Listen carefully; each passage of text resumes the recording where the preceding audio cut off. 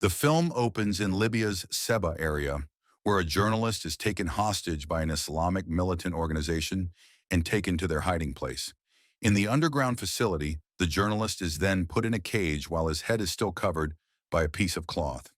But this man quickly reveals himself to be an undercover spy rather than a regular reporter, and he releases his restrained hands to continue his work. Soon after, there is a gunfight in which the seasoned spy eliminates every member of the militant outpost, leaving him and Sonia alone. But rather of saving the woman, the man kills Sonia with a gun, exposing that it was his mission to do so. A single breaking news story was aired by all television news channels in Paris, many miles away. An explosion had occurred in a hotel room in the heart of the city, and it was directly related to an operation by the French police's Raid Elite Tactical Unit, which was attempting to destroy and apprehend a terrorist cell. Moktar Al Tayeb, a Sudanese warlord, has been identified as the primary culprit behind both the explosion and this terrorist cell. French Senator Marconnet contacts his ally Kruger, who appears to be a senior French police official, in an attempt to get the situation under control and apprehend the fugitive Al Tayeb. The two men talk about how they should not have let Al Tayeb to get away and how a local mobster named Victor Pastore is helping him. Pastore may now be providing sanctuary to the Sudanese man. Kruger swiftly devises a strategy to track down their objective, which would require him to have someone break into Victor's compound. Kruger unquestionably selects Adam Franco, a henchman who was previously spotted in Libya, as the greatest agent he can provide. Adam joins Victor's group as a stand-in for one of his goons, and he quickly becomes friendly with the other members. Adam must begin to demonstrate his value to the criminal family because there isn't really much room for typical human ties in this gang. Adam drives out to their first assignment, which is to gather information about a bank they want to plunder, alongside Pee-wee, his first genuine contact in the group. Adam must intervene and help Pee-wee during this operation after he gets into danger while being held at gunpoint. After this episode, Pee-wee naturally begins to fully trust Adam, and he informs the protagonist about the ongoing local problems Victor's group has been dealing with.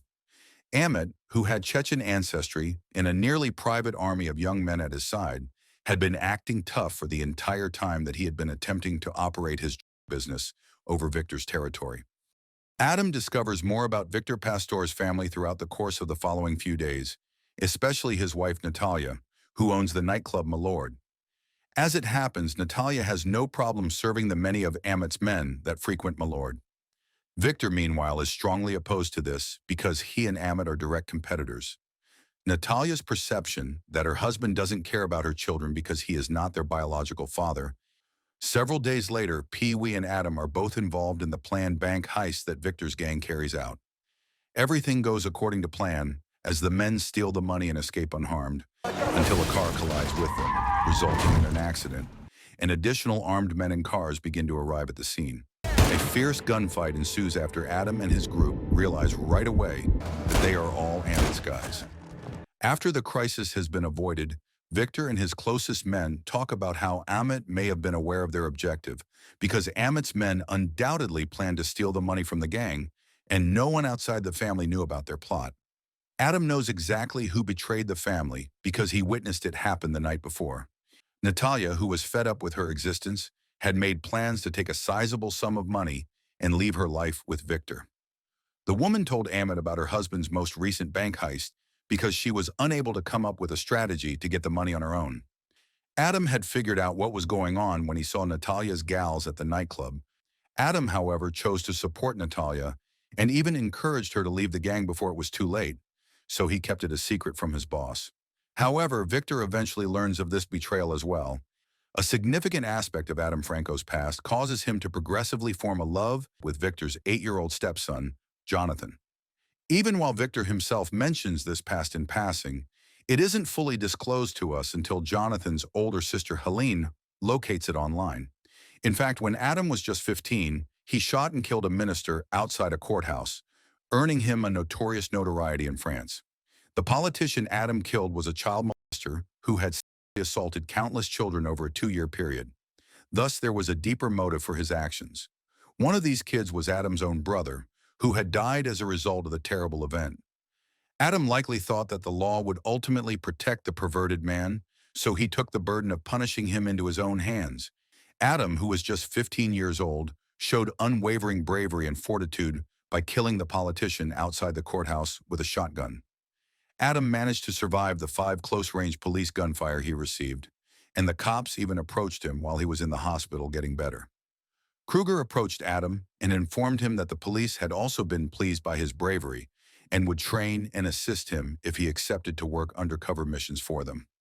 For the past 20 years, Adam Franco has been carrying out such covert operations for the French government after agreeing. Adam was moved to see young Jonathan feel alone and in danger in the company of his seasoned gangster family. Victor becomes enraged by the entire situation when Amet's plot to rob Victor's men after the bank heist fails because Adam and his group murdered off all of the attackers. Despite putting his men's lives in danger to obtain the money, Amet received nothing in return. He now makes the decision to go all out against Victor and have Jonathan taken from the zoo. Then Amet phones Natalia and says that if Jonathan doesn't get his money, he would kill him. Amet thinks Victor would agree to pay the hefty ransom to liberate his stepson, but Victor shows little desire in doing so and assures Natalia that he would never pay the money since it goes against his morals. Adam chooses to go over and save Jonathan instead of continuing with his first plan to find Moktar Al Tayeb after learning about it from Natalia. Many of Victor's vehicles had previously been equipped with tracking devices by the man, and Amet's men had taken the child away in one of them. Adam follows this same vehicle to Amet's safe house, where he defeats every guard by himself. He then manages to save Jonathan and returns him to his mother and sister. After looking into the situation thoroughly, Adam discovers that Pee-wee is the one who brings Victor Pastore and Moktar Al Tayeb together. It turns out that Pee-wee, whose real name is Hassan, is actually related to Al Tayeb, and that he made it possible for him and Victor to meet. Adam now follows Hassan's phone to find Al Tayeb. 2 other agents, Cisco and Mona, had also been assigned to the case when Kruger had given Adam this covert assignment. Hassan, who merely wished to keep Moktar safe, killed Cisco for pursuing Al Tayeb, while Victor's men killed Mona after learning that Adam was a police officer. Adam was thus the last one remaining to complete the task, when he eventually makes it to the safe house and faces Al Tayeb and Hassan.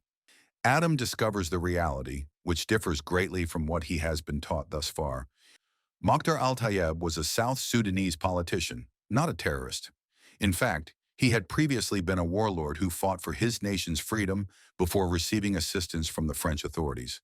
However, the French administration was primarily concerned in making money off of South Sudan's vast oil riches and showed very little concern for the welfare of the populace after the country gained its independence.